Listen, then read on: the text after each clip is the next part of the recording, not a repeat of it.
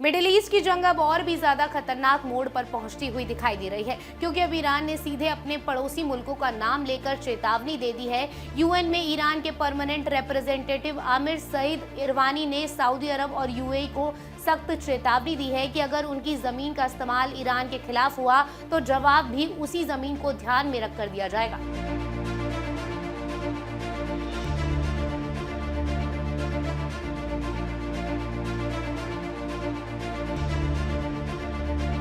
United Nations में Iran के सफीर Aamir Saeed Iravani ने बेहद सख्त और साफ लहजे में सऊदी अरब और यूएई को चेतावनी दी है कि उनकी सरजमी का इस्तेमाल ईरान के खिलाफ किसी भी तरह की फौजी कार्रवाई के लिए नहीं होना चाहिए। एंटोनियो गुटेरस और यूएनएससी सदर को लिखे गए खत में ईरान ने गुड नेबर यानी अच्छे पड़ोसी होने की जिम्मेदारी याद दिलाते हुए कहा कि अगर किसी भी देश ने अपनी जमीन अमेरिका इजराइल के ऑपरेशन के लिए दी तो इसे सीधी दुश्मनी माना जाएगा। दरअसल खाड़ी के इन देशों में पहले से ही अमेरिकी फौजी ढांचा मौजूद है, एयरबेस, लॉजिस्टिक सपोर्ट और एडवांस्ड सिस्टम, और यही वजह है कि ईरान अब खुलकर इन देशों को वार्निंग दे रहा है। हालात तब और ज्यादा गंभीर हो गए जब ईरान ने शिराज के ऊपर एक मशकूक ड्रोन को मार गिराया। जांच में सामने आया कि वो ड्रोन न अमेरिका का था, न ही इजरायली, बल्कि विंग लुंग टाइप सिस्टम था, जो आमतौर पर सऊदी अरब और यूएई इस्तेमाल करते हैं। यानी ईरान अब सिर्फ शक नहीं जता रहा, बल्कि सीधे तौर पर इशारा कर रहा है कि उसके खिलाफ ऑपरेशंस में पड़ोसी मुल्कों की जमीन इस्तेमाल हो रही है। इसके अलावा रिपोर्ट्स ये भी बताती है कि सऊदी एयरबेस पर अमेरिकी फोर्सेस एक्टिव हैं, जहां से ईंधन भरने, निगरानी और कई तरह के सपोर्ट मिशन चलाए जा रहे हैं। ईरान ने साफ कर दिया है कि वो अपनी सोवरेनिटी, अपनी इलाकाई इंटीग्रिटी और अपनी आजादी की हिफाजत के लिए हर जरूरी कदम उठाएगा, और इसमें जवाबी कार्रवाई भी शामिल है। यानी ईरान ने सख्त अल्फाज में चेता दिया है कि अगर किसी ने